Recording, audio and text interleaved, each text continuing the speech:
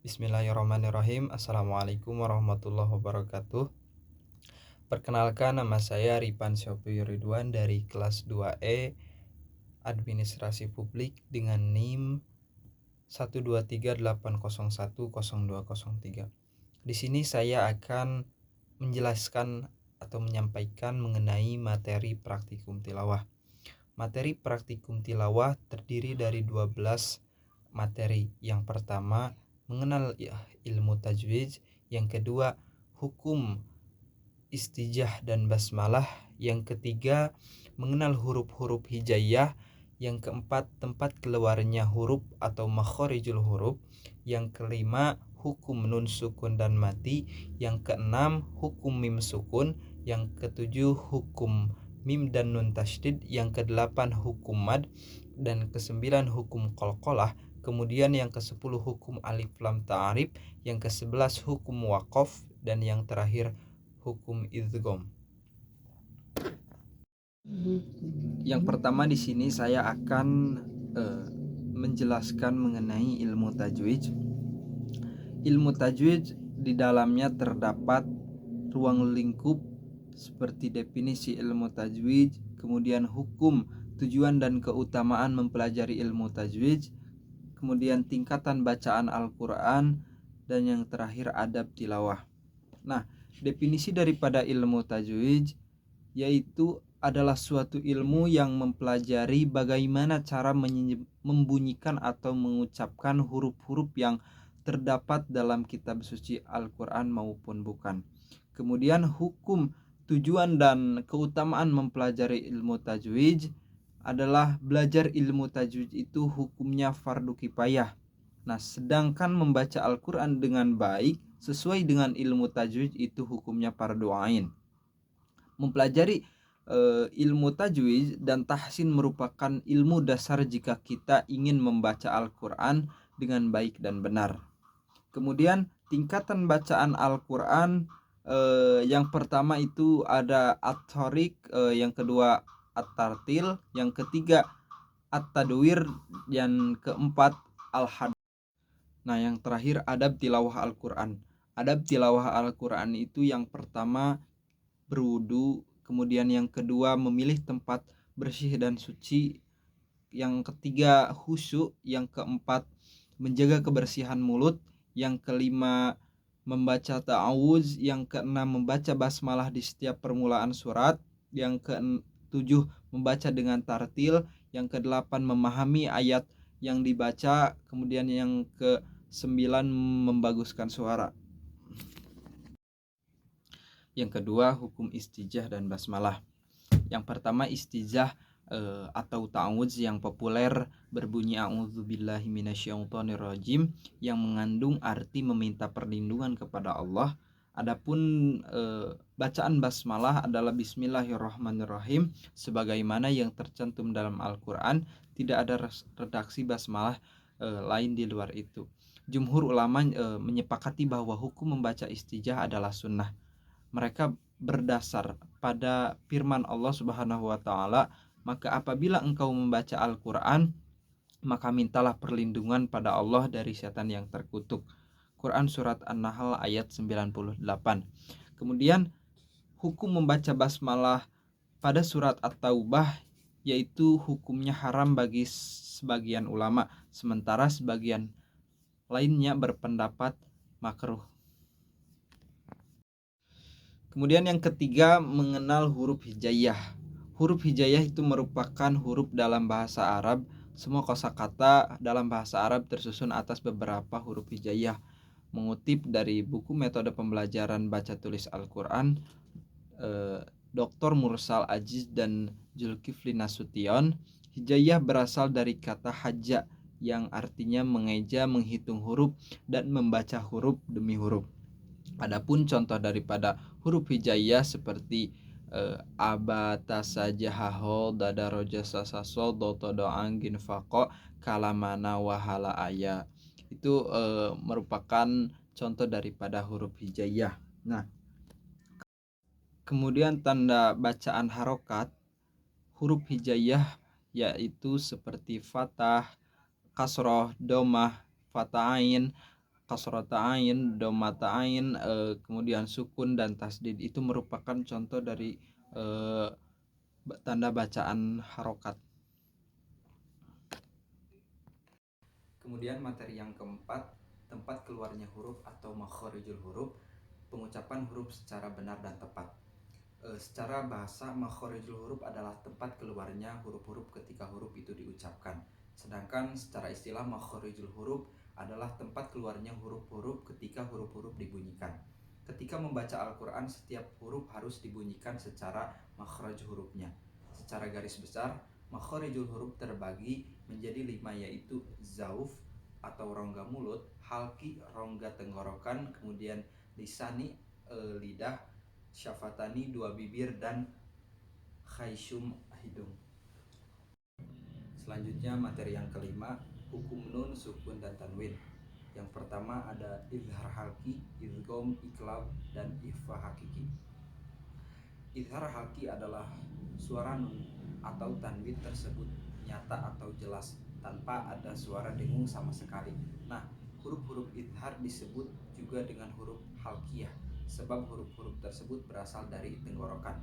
Kemudian yang kedua, idgham bigunah adalah memasukkan atau meleburkan huruf nun, sukun atau tanwin pada 4 huruf dan membacanya disertai dengan dengung dengan syarat-syarat huruf-huruf itu berada dalam satu kalimat. Kemudian yang ketiga, idgham bila gunah, yaitu ketika nun mati atau tanwin bertemu dengan huruf sesudahnya dan dibaca tanpa mendengung atau gunah.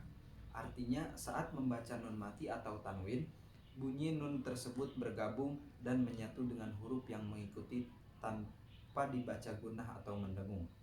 Kemudian iklab. Iklab adalah menukar atau mengganti suatu huruf menjadi huruf lain. Dikutip dari buku Dasar-Dasar Ilmu Tajwid, dalam Al-Quran, hukum bacaan iklab terjadi dan berlaku ketika berpendapat nun mati atau tanwin bertemu dengan huruf iklab, yaitu ba. Kemudian ikhfa hakiki. Hukum bacaan ikhfa hakiki ini terjadi apabila nun mati atau tanwin bertemu dengan salah satu dari huruf 15 huruf ikhfa. Maka cara membacanya adalah dengan menyamarkan nun mati atau tanwin menjadi samar-samar antara jelas dan dengung sepanjang 2 harokat. Selanjutnya materi yang keenam, yaitu hukum mim sukun. Hukum mim sukun sendiri ada 3 macam. Yang pertama, ikhfa syafawi, idgham mislain, kemudian izhar syafawi. Setiap macam hukum mim sukun tersebut memiliki ketentuan dan cara baca yang berbeda-beda. Ada hukum mim sukun yang harus dibaca dengan jelas. Ada hukum mim sukun yang harus dibaca secara samar. Nah, hukum bacaan ikhfa syafawi terjadi apabila mim sukun bertemu dengan huruf ba. Apabila menemukan bacaan dengan susunan huruf seperti tersebut, maka bacaan tersebut harus dibaca dengan cara dibunyikan samar-samar di bibir dan didengungkan. Kemudian izhar syafawi adalah hukum mim sukun yang terjadi apabila mim sukun bertemu dengan salah satu huruf hijaiyah selain huruf mim dan ba. Jika ada bacaan dalam Al-Quran di mana ada susunan huruf tersebut, maka berlaku hukum mim sukun izhar syafawi. Maka cara membacanya huruf mim disuarakan dengan terang dan jelas tanpa berdengung di bibir dan mulut tertutup. Hukum mim sukun idgham mislain merupakan hukum bacaan di mana mim sukun bertemu dengan mim yang sejenis. Dengan kata lain, hukum mim sukun idgham mislain merupakan hukum bacaan yang terjadi akibat pertemuan dua huruf mim. Maka tidak mengherankan jika huruf mim sukun ini juga disebut sebagai idgham mimi. Cara membacanya adalah seperti menyuarakan mim rangkap atau ditasdidkan dan wajib dibaca dengung. Selanjutnya materi yang ketujuh, hukum mim dan nun tasdid. Hukum mim dan nun tasdid, apabila ada huruf mim dan nun yang bertasdid, maka hukum bacaannya disebut gunah. Kemudian materi yang ke-8, hukum mad. Mad memiliki 2 pengertian, yaitu secara bahasa dan istilah. Mad secara bahasa adalah panjang, sedangkan menurut istilah mad ialah membaca panjang huruf hijaiyah di dalam Al-Quran karena bertemu salah satu huruf bacaan mad hamzah, waw dan ya, dan untuk ketukannya tergantung pada mad itu sendiri.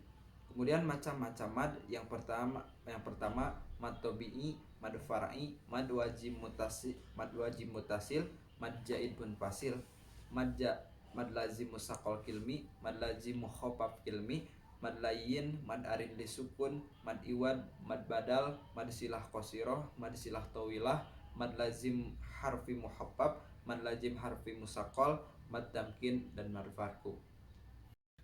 Selanjutnya materi yang ke-9, hukum qalqalah, terbagi menjadi dua. Yang pertama pembagian qalqalah, tingkatan qalqalah. Qalqalah adalah membunyikan huruf-huruf tertentu dengan suara memantul keluar dari makhorijul huruf karena huruf tersebut berbaris sukun atau mati, atau huruf hidup dibaca sukun karena diwakafkan dan diberhentikan. Qalqalah kubro adalah bunyi huruf yang qalqalah yang diwakafkan di akhir kalimat. Dari ayat tersebut dapat diketahui terdapat huruf ba yang dimatikan di tengah kalimat. Hukum bacaan qalqalah sugro adalah hukum bacaan yang terjadi ketika huruf qalqalah yaitu ko, to, ba, jim, dan dengan harokat sukun. Cara melafalkan qalqalah sugro adalah dengan memantulkan suara tetapi tidak terlalu kuat. Ini terjadi karena huruf qalqalah dimatikan di tengah ayat. Kemudian materi selanjutnya hukum alif lam ta'arif. Alif lam ta'arif, yang pertama ada alif lam qamariyah, yang kedua alif lam samsiyah. Hukum bacaan alif lam ta'arif adalah ketika terdapat huruf alif dan lam yang selalu digandeng dengan isim atau kata benda, sehingga menyebabkan isim tersebut menjadi ma'rifah tertentu. Jadi keberadaan alif lam ta'arif ini dapat pula menjadi huruf tambahan di awal kata isim. Kemudian alif lam samsiyah adalah alif lam yang dirangkai dengan kata benda atau isim dan diawali dengan salah satu dari huruf-huruf syamsiyah. Artinya hukum bacaan ini terjadi bila alif lam bertemu dengan salah satu huruf syamsiyah. Yang kedua alif lam qamariyah. Alif lam qamariyah disebut juga dengan izhar qamariyah atau dibaca jelas. Terdapat 14 huruf qamariyah yaitu ba, zim, qa, ko, ain, ghin, fa, qaf, kaf, mim, waw, hamzah, ha, dan ya. Selanjutnya materi yang ke-11, hukum waqaf atau berhenti. Waqaf adalah menghentikan suara atau bacaan sebentar untuk bernapas, lalu mengambil napas untuk melanjutkan bacaan kembali. Waqaf juga bermakna diam, berhenti atau menahan gerakan. Nah, macam-macam waqaf. Yang pertama waqaf la wasal, yang kedua waqaf lazim tanda mim, yang ketiga waqaf murokas tanda sad, yang keempat waqaf waslu aula tanda sad lam ya, yang kelima waqaf muraqabah tanda titik 3, yang keenam tanda waqaf jaiz tanda zim, yang ketujuh waqaf mutlak tanda to, yang kedelapan waqaf saktah tanda sin. Selanjutnya materi yang ke-12 yaitu hukum idgham. Idgham terbagi dua, yang pertama idgham mutamasilain, yang kedua idgham mutaqaribain. Menurut istilah, idgham yaitu pengucapan sukun atau tanwin yang dileburkan ketika bertemu huruf idgham. Pertemuan huruf-huruf tersebut kemudian menjadi satu dan dibaca dengan tasydid. Huruf idgham secara keseluruhan ada 6. Adapun huruf idgham bigunah terdapat 4. Yang pertama ya, mim, nun, dan waw. Hukum bacaan idgham mutamasilan adalah dengan memasukkan atau melebur suara huruf pertama pada huruf kedua yang sama makhraj dan sifatnya menjadi satu huruf dalam pengucapan, atau dengan mentasydidkan hurufnya, dalam arti dibaca seperti bertasydid. Nah, hukum bacaan idgham mutaqariban adalah memasukkan huruf pertama ke huruf kedua dengan meleburkan dalam bacaan bertasydid. Idgham mutaqaribain hanya berlaku pada huruf hijaiyah seperti huruf qaf sukun bertemu kaf, kemudian huruf lam sukun bertemu ro. Sekian penyampaian materi dari saya, kurang lebihnya mohon maaf bila banyak salah dalam hal kata atau ucapan yang kurang maksimal. Wabillahi taufik wal hidayah. Wassalamualaikum warahmatullahi wabarakatuh.